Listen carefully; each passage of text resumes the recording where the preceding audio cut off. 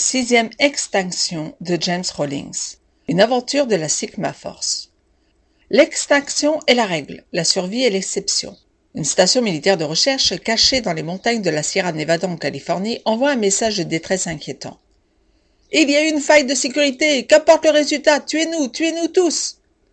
Lorsque les secours arrivent sur place, ils font face à une situation apocalyptique. En plus des scientifiques, toute forme de vie aux alentours est anéantie. Même les bactéries n'ont pas survécu et le phénomène se propage à une vitesse effrayante.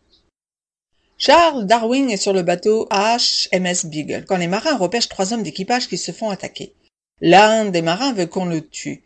Il faut dire qu'il a à l'intérieur de son corps quelque chose qui grandit et qui cherche à sortir.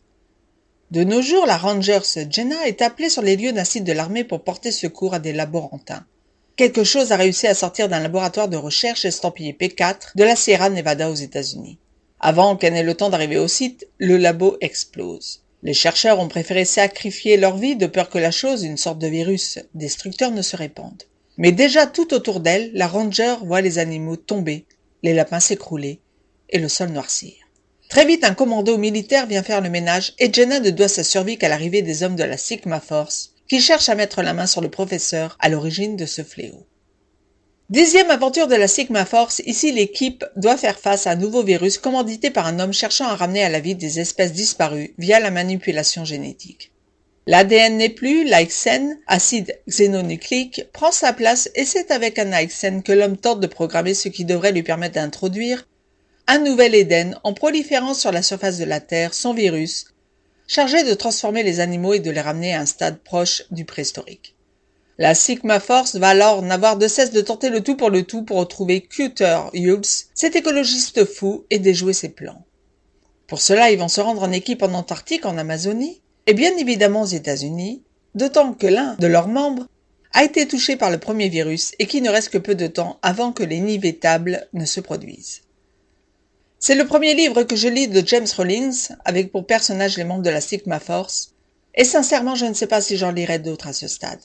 Certes, j'ai trouvé très intéressant le côté scientifique parfaitement décrit par l'auteur, qui, on le sent, a effectué nombre de recherches sur l'élaboration actuelle de virus dans les laboratoires, mais du point de vue littéraire, je me suis ennuyée. Pourquoi ? Eh bien parce que j'ai trouvé ce livre un peu brouillon. Certains passages sont vraiment très intéressants et d'autres beaucoup moins, sont plus confus. Peut-être aussi par le côté super G.I. Joe avec de l'action à gogo qui m'a finalement ennuyé par son côté surdosé.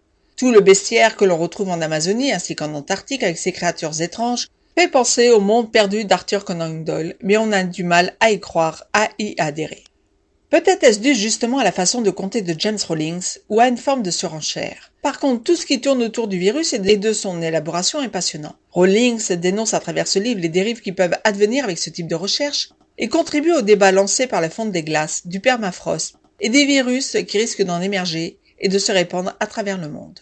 Si la première partie est vraiment intéressante, la seconde est un peu plus confuse, ce qui fait que l'on ressort assez mitigé de cette 6e extinction. Le principal étant de toute façon que les bons gagnent à la fin et que tout finisse par entrer dans l'ordre. En conclusion, voici un roman d'action mêlé à un aspect scientifique, bardé de testostérone, qui nous fait voyager mais qui est en définitive un peu brouillon. C'est pourquoi j'ai mis à ce livre la note de 2,5 sur 5.